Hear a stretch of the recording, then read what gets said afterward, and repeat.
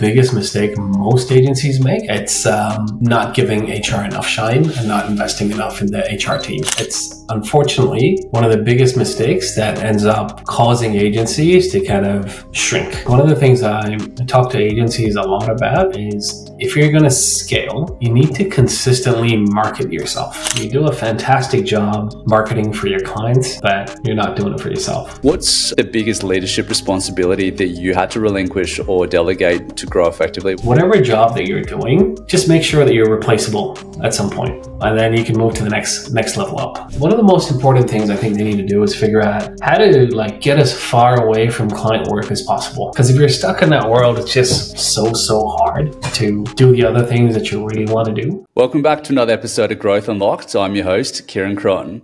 Wasif Kasim soared as ex-CEO of online marketing gurus, quadrupling revenue and building an unstoppable team.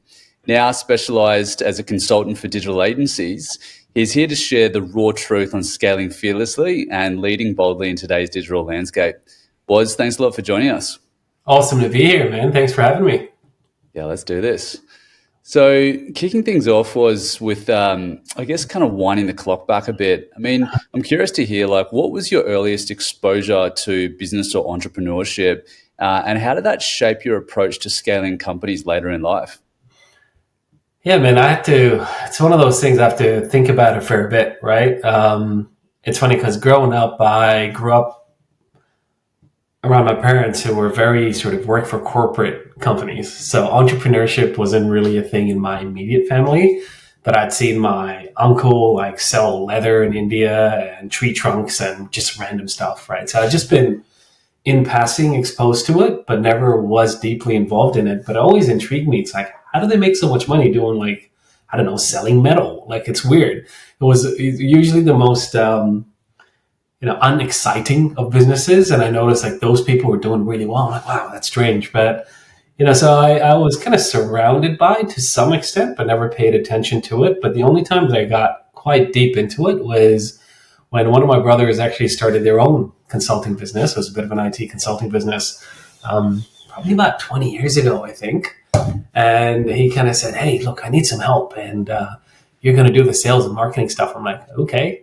And out of nowhere, I had to build a website for him and figure out how to do some marketing stuff for him because I was dabbling in that stuff in terms of the sort of jobs I was in. But yeah, that was my first exposure to it, where I saw my brother kind of, dive both feet into a world that he knew not much about, entrepreneurship, and I kind of went along for the ride, man.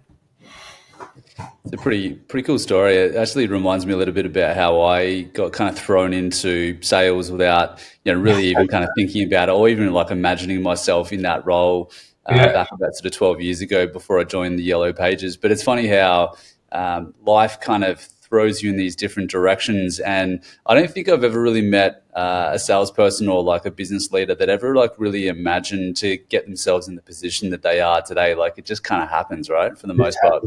Yeah, it just happens. Yeah, same, man. I've never come across anyone that said, when I grow up, I'm going to be a salesperson. That's not on people's things to become when they grow up, but it just happens. And a lot of people absolutely crush at it. Yeah.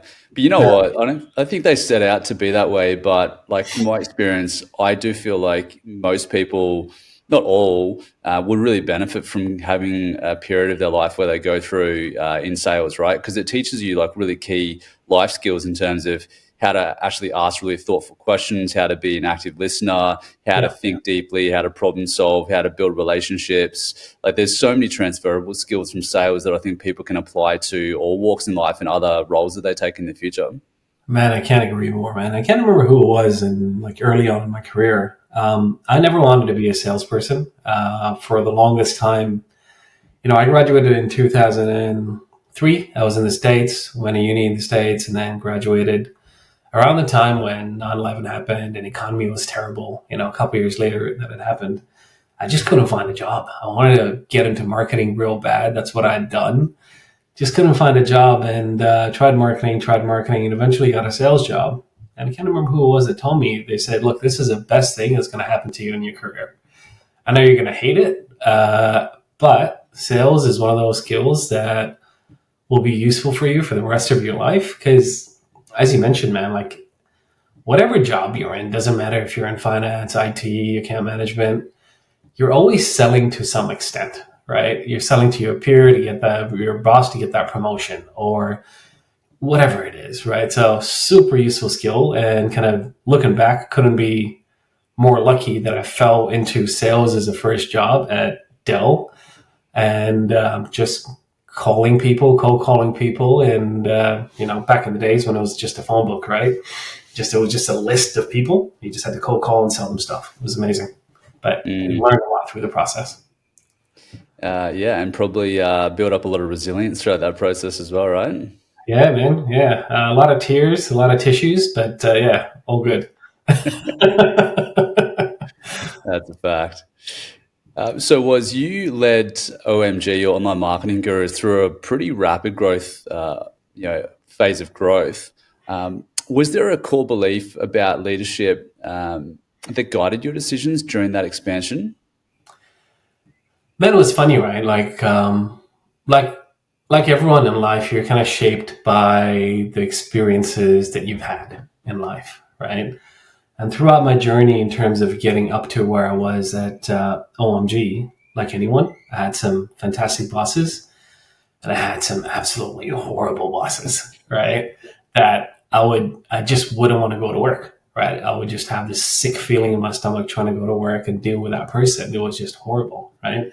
So coming back to your question, it was really an amalgamation of what did I go through that I didn't want to go through again as an employee, and what did I learn from the best bosses that I had, and how did they make me feel that way, right? And that's what I sort of really wanted to apply at OMG, like really make it this amazing place to work to the best of my abilities, so that as much as possible, everyone turned up to work super excited, everyone was happy doing what they did. And yeah, so to answer your question kind of briefly, the main thing that I try to implement there is kind of making people your number one priority, right? And in agency world, it was funny, right? Because whilst most agencies, if you ask them, like, hey, what's your secret sauce? Like, what makes you different? They go, it's our people, right? But when it comes to spending on their people, they hate it. Like, try to get HR to get budget from a founder to do anything. No way, right? Why are we going to do that, right? But that's the piece that I really wanted to sort of change. It's like you need to think of HR and people as your number one priority. Spend money there strategically, and I'll pay you back in spades. Mm, love it. Do you mind sharing some kind of examples or like initiatives and things that you were doing? Like, where were you spending money, and like, how did that actually help impact the relationships with employees? Yeah, there's quite a bit, man. Like, firstly, it was starting to think of HR as more of a strategic pillar in the business, right? Generally, in a lot of agencies, you'll find that HR just happens reactively. Hey, HR person, go do this event because we want to put free food for everyone in the business, or whatever it is. Give everyone free pizza. Or hey, HR person, go find this person because we're short staffed, right? That's typically how it happens, right? Whereas when you start to kind of swap that on its head and try to do it a little bit more proactively, that's where like all the good stuff starts to happen, where HR is more proactive, strategic, and because of that, the staff is like less stretched.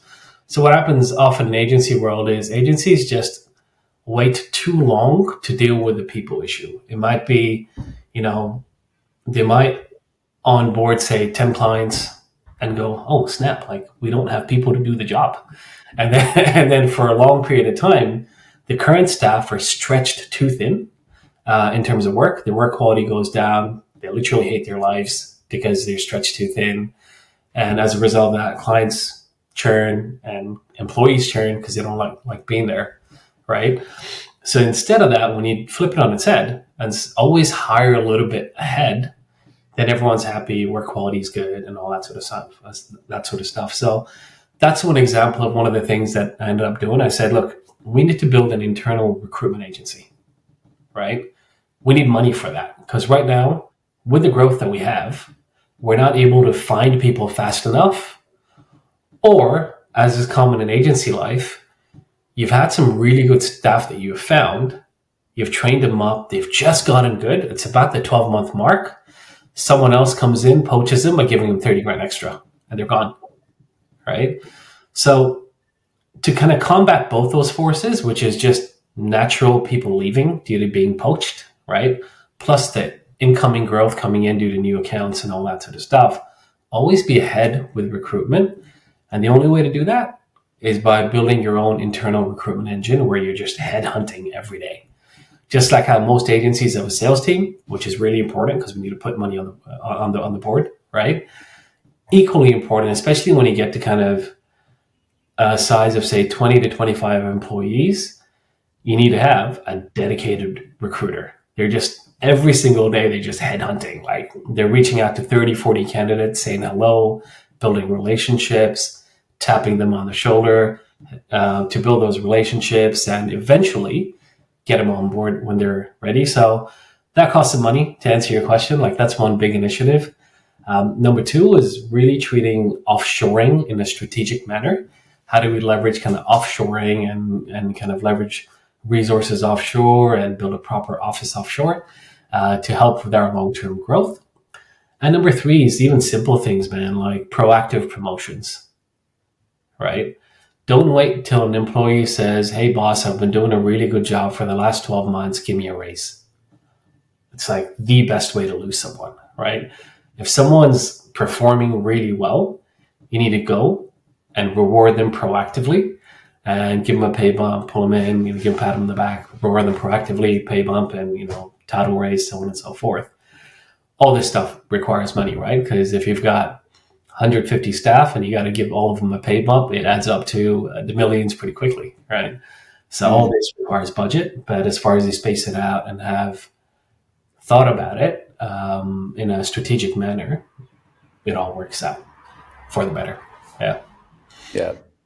That's awesome. Geez, there's some real nuggets of gold in there. And I love how you think about that you mentioned before, like treating HR as a strategic pillar within the business. And when you kind of go through some of those details, you can see really why it is so important.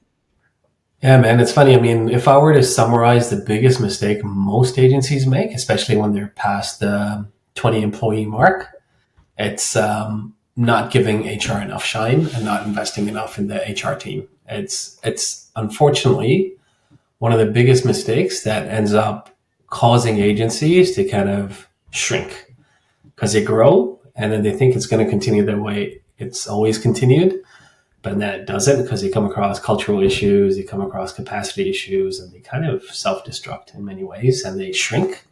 And then they go, snap, we should have done this in the first place. But sometimes you got to live and learn, right? Yeah, exactly. Yeah.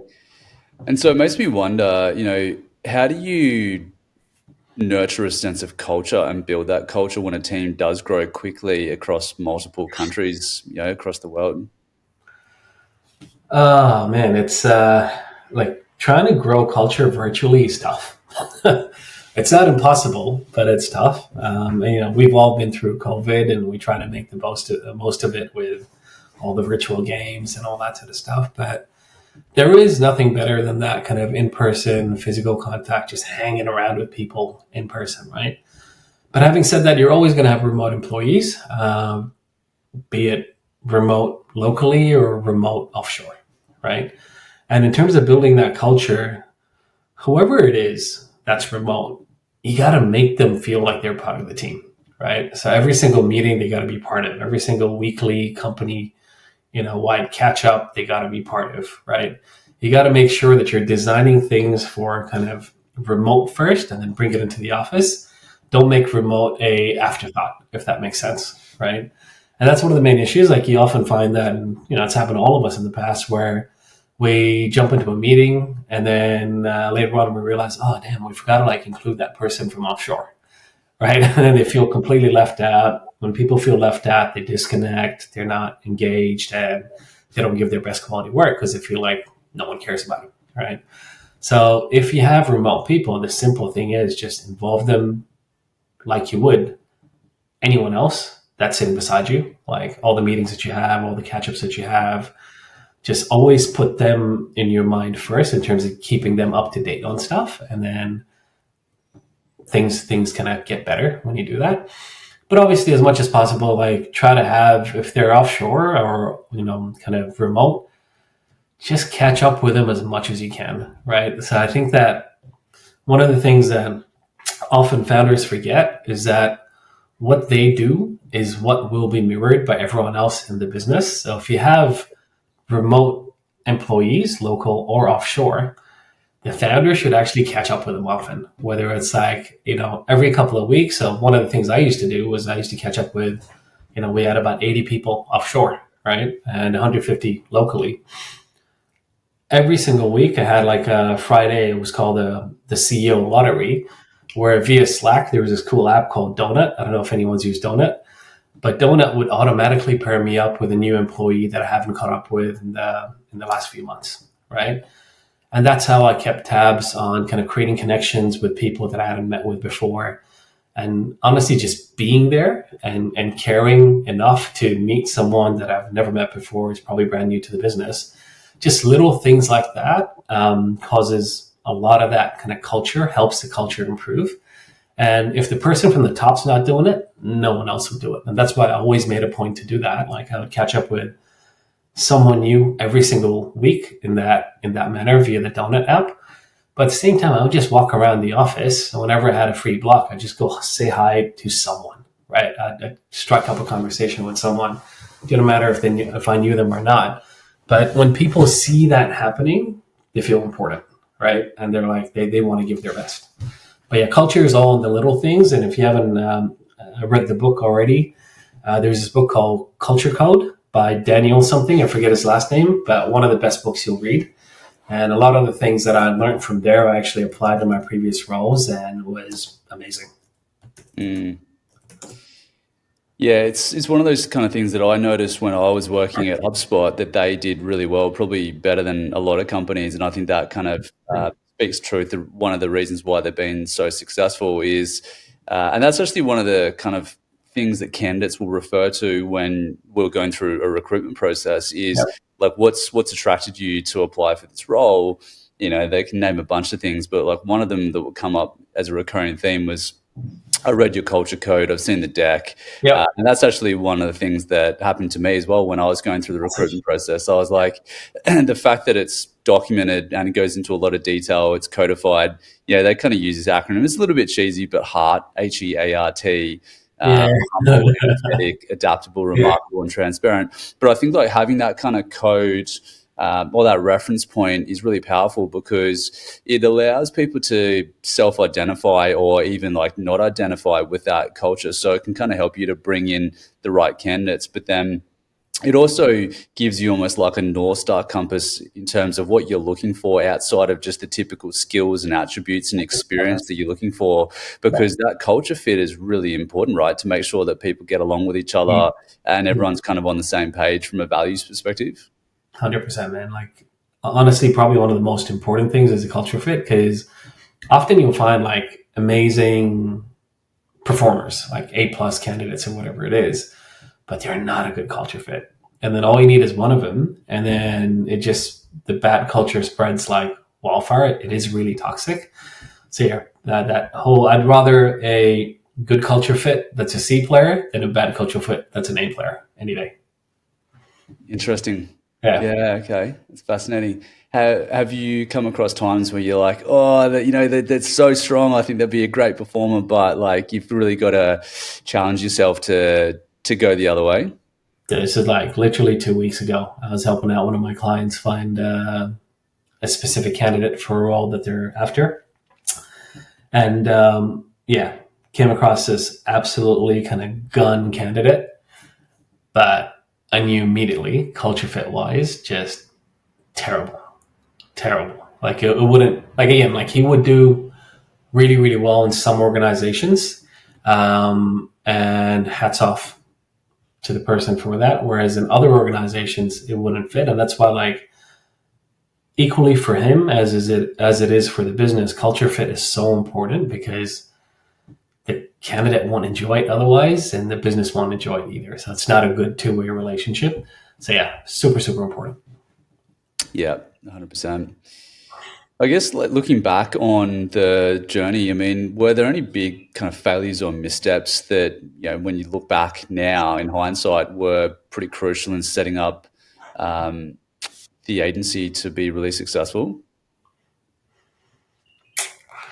A couple of things, man, and I find it's the usual tropes that a lot of agencies go through, right? Firstly, in terms of failures and missteps, like one of the things I talk to agencies a lot about is if you're going to scale, you need to consistently market yourself, right? You do a fantastic job marketing for your clients. You do it day in and day out, but you're not doing it for yourself. And, this might sound shocking, but I would say 85 to 90% of agencies don't consistently market themselves. And as a result, they don't get leads consistently and revenues up and down, because of that. So in terms of, the places that I find, like in terms of learnings from the past, I think that's one thing that you have to consistently do is make sure that you market yourself. But also when you market yourself, a lot of agencies tend to use their internal resources to do the lead gen. What I mean by that is, for example, you might have a paid media specialist and they might be the best performing paid media specialist on your team. And they were absolutely crushing it for their clients, just killing it, right? And the founder would go, let's use them for our lead gen. Makes sense, technically, right? But the problem is that never works. Why doesn't it work? Because that person is not KPI to generate leads for the business. They're KPI to make clients happy and make clients successful, right? And that's, no matter what you say, that's going to be what they prioritize, right? So if a client fire pops up, they're going to abandon lead gen for the agency and go deal with the client. And that's why it never catches traction, and that's why it never works well. And I've seen many agencies try it, like literally hundreds try it, and it never works because it's just not a priority. So the learning there is get a marketing manager to do it, right? Like marketing is a big job. It's not just, launch a Google Ads campaign or a Facebook campaign. There's like literally thousands of other things that go into it, right? So get a marketing manager. They're not going to be good at everything. There's just no marketing manager that's good at everything, right? And surround them with contractors. That's how you're going to succeed on the marketing front. And to me, that's one of the biggest learnings that I had over time. Going, okay, cool. You need someone dedicated to do this. Otherwise, it's not going to work. Mm. Yeah. Yeah, and I think the point that you made there really it comes back to thinking about like what's your actual go-to-market strategy as opposed to launching into those tactical things, because anyone can flick a switch, pump a bunch of money into Meta or Google and see a few leads come through. But unless you're like really thinking about the actual motions that you're using in your go-to-market, what are best suited to you, like is it a mixture of inbound, outbound, event-based, like partnerships, whatever that might be, actually spending the time to do the analysis to think about like what's best suited to your business model, spending the time putting together a plan, which that's usually the big piece that most businesses miss is, actually let's spend the time up front, even though, it can feel painful and you're just like, I just want to get started now. Spending that time up front to do the planning and the strategy is ultimately what's going to drive results, and probably results a lot faster. And that's it's just crazy that that's usually the step that most customers miss. I mean, like, we work with a lot of existing HubSpot customers, and they kind of, the most common recurring theme is that, we're spending all this money on technology, but it's not really driving a result for us. Yeah, and we're talking about significant amounts of money. We're talking like often 6 figures per annum. Yeah. And the number one thing that I notice is they don't spend the time putting a strategy or a plan together.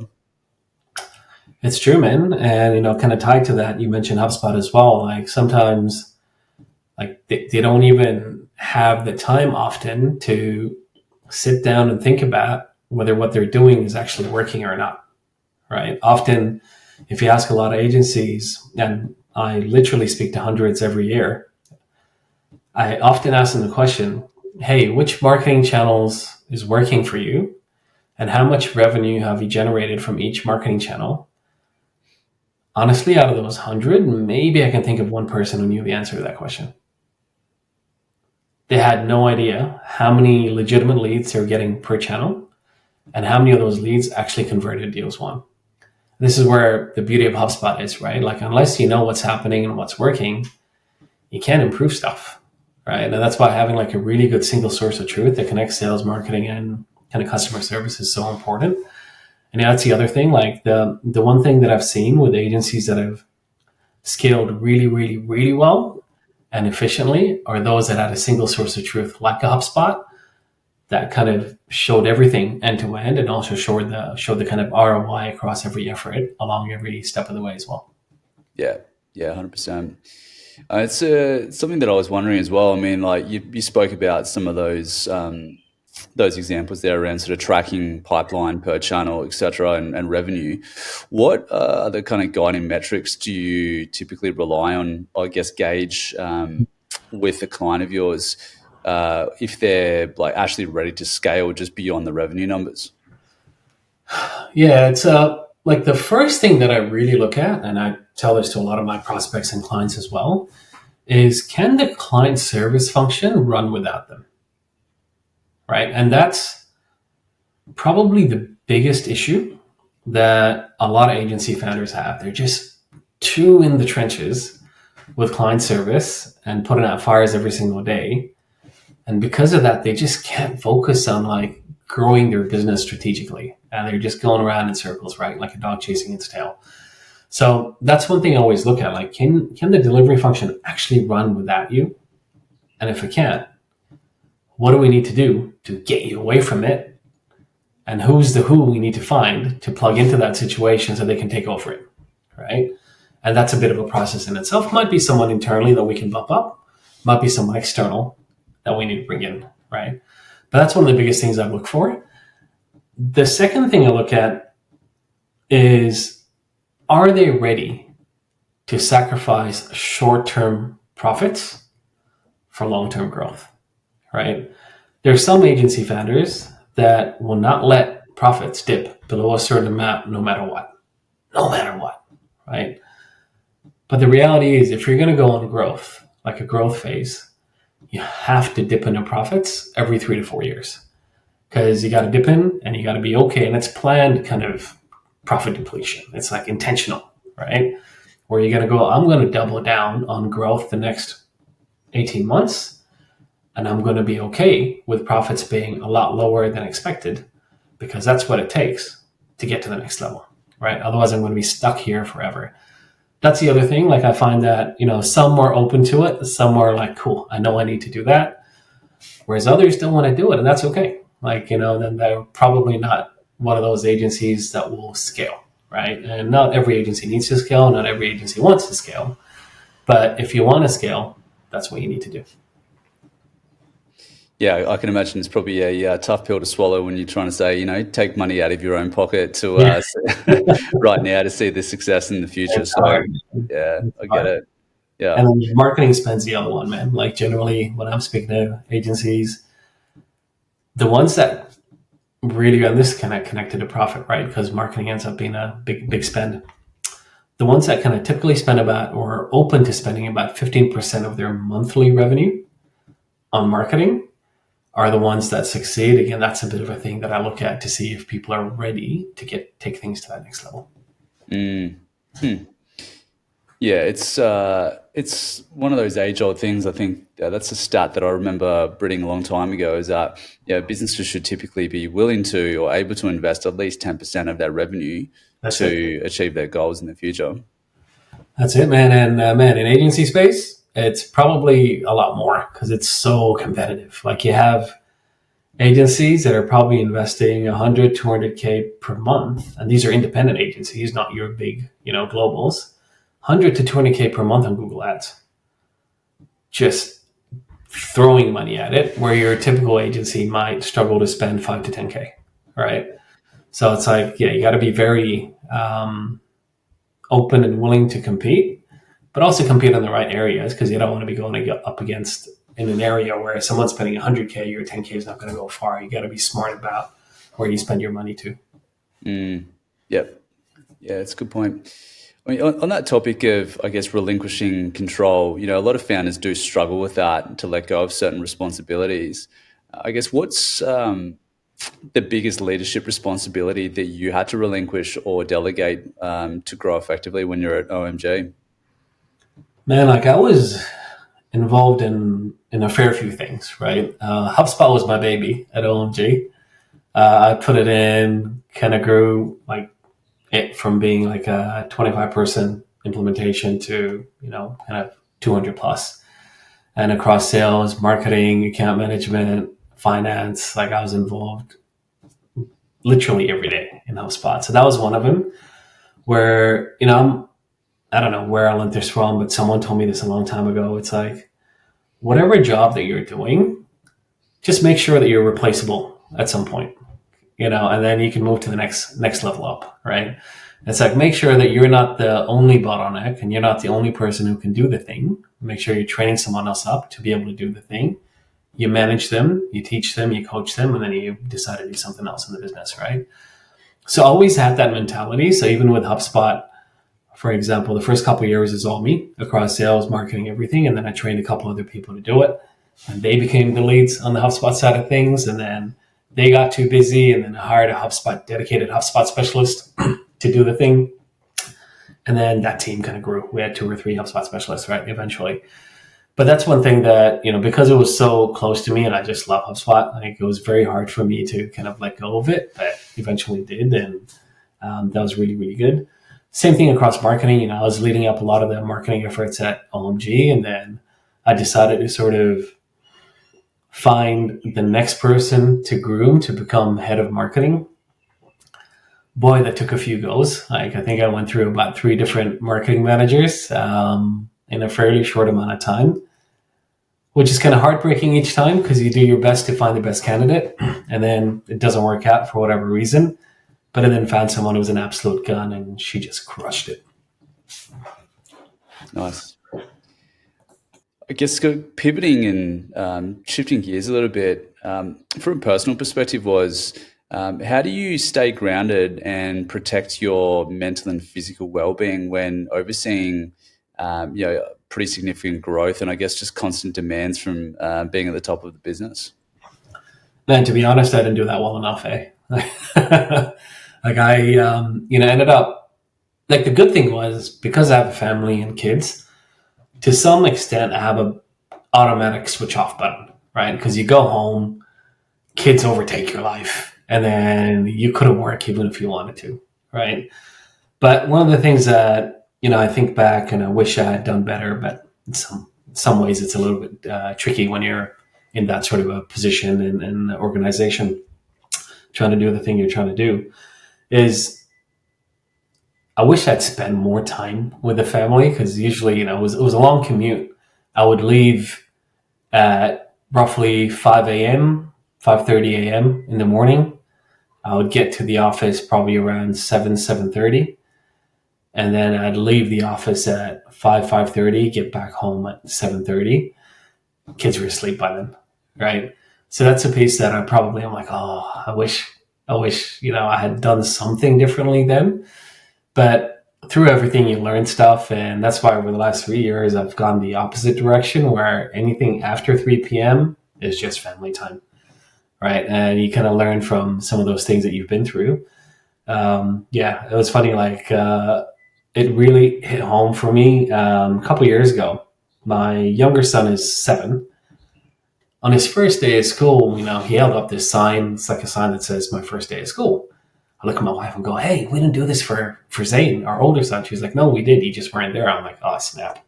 Right. Like, and it kind of like really settled in. I'm like, right, I was probably on that train going to the city, busy working sort of thing. That's why I missed it. Right. But yeah. Yeah, I suppose that's probably one of the most important things, right? Like, as you're seeing your kids grow up, you want to make sure you're there for those really special moments. It's huge, man. Whether it's your kids, your mom, your dad, your brother, doesn't matter. Even if you don't have kids, like the most important thing is like you just got to be there for friends and family. And sometimes we let the craziness and of work just take over life, when you got to do it the other way around. Work is a means to an end, not the other way around. Yeah, well said. Yeah. Well, I'm interested to hear, like, how do you recharge creatively, and where do you find your source of inspiration outside of just business in general? Man, I think for me, I wish I did more creative recharging. Me, it's just, I just learn from others, man. For me, it's like LinkedIn. I'm looking at, the smart other people in the industry, what they're saying, what they're doing. And I'm just trying to go, how do they do that? I'm trying to figure out how they did it and try to figure it out myself, or I'll find someone who knows how to do that thing and learn from them. And I think that's the constant hunt for. If I see something cool, I'm just like curious, right? And I find out how they did it, or I'm just constantly, following that sort of thing on TikTok. So I get into that frame of mind of constantly seeing that. I'm like, okay, cool. I think I can do this. And then, or I find the person who can do it. But yeah, that's where it's at, man. And in terms of downtime, it's just, I find I just quite enjoy time with the family and just doing nothing with them. It might just be going for a walk with my son, um, by the water or something like that, and just chilling and having no agenda at all. For me, my creativity is at its best when I don't have a single appointment in my calendar. My mind's free, just chilling with the kids and the fam, and just things come at me. Mm. Yeah, it's kind of magic how that happens, isn't it? It might be like, just sitting in the park, like watching the birds fly by, or maybe being in the shower, or sitting there having a cup of coffee, and like just things happen. That's where the magic It happens. just magically happens, man. It's crazy. Yeah, love it. I guess to round things out was, I mean, based off your sort of wealth of experience, and for like any kind of business or go-to-market leader that might be wanting to grow both responsibly and profitably at the same time, Hmm. what's the most overlooked first step that they should consider right away? When it comes to scaling, Yeah, I'd say if you want to do it both like sustainably, yeah. responsibly, and profitably. Yeah, I'd say, we touched on this before. One of the most important things I think they need to do is figure out how to like get as far away from client work as possible. Like just run in the other direction and get someone else to do it, right? Because if you're stuck in that world, it's just so hard to do the other things that you really want to do, and you just get too stuck in the weeds and you can't see the forest from the trees, right? That's number one. In terms of, I mean, this might seem obvious, but just do the right thing by the client, right? Like get in an agency world and offer services that will make an impact and a positive impact to your client, right? Because there are a lot of agencies out there that don't care about churn. They just go there, they'll take the money, they'll burn the client within 3 months and off to the next client, right? But to your point around sustainable, that stuff's not sustainable because bad word of mouth catches up, and soon enough you'll burn to the ground as a business, right? Because no one trusts what you say, and things will stop working. So just always do the right thing, whether it's by the clients or by your employees as well. Just honestly, just be a good person. It seems weird and cliche to say it, but just be a good person and do good things, and good things happen, right? And then the last thing I'd say is just invest hard on sales and marketing, right? Like not enough agencies do that. I touched on agencies not investing in marketing before. Same thing from a sales perspective. A lot of agencies just rely on the founder to sell, which isn't scalable. Founders are great salespeople just by nature because of the authority and knowledge that they have, but they're also terrible salespeople because they can't follow up. They're not good at systems. They just do whatever they want and they forget to do stuff because they've got millions of other things to do, right? So this is where like eventually you need to get a salesperson full time. So the founder is still involved in sales, but they're not leading it. Salesperson's leading it, and founder is getting in to close, support, coach, so on and so forth. So yeah, get client work off your plate. Just do the right thing and invest in sales and marketing. Very sage advice. Love it. Cheers, Well, man. if people want to follow along or connect with you, where's the best place for them to do that? Just hit me up on LinkedIn. Just look for Wasif Kasim. You'll probably see my name here somewhere on the screen. And just connect. And if there is anything I can do to help, whether it's you're running an agency or you're not, doesn't matter. feel free to hit me up, ask me any questions. Always happy to share some free insights that might be useful. Well, thanks a lot. Been really great conversation. Appreciate your time. Cool. Thanks, Ben. Appreciate your time, man. Thank you. Cheers. Bye for now. All right. Take care. See ya. Thanks for listening to this episode of Growth Unlocked Beyond Scale. If you enjoyed the show, it would really be appreciated if you can leave a 5-star review wherever you consume your podcasts. And while you're there, why not subscribe to the channel so you don't miss any future episodes? If you'd like to learn about how to drive profitable scale in your business, gain clarity on your direction, and improve your business valuation, click the link in the show notes to connect with Kieran.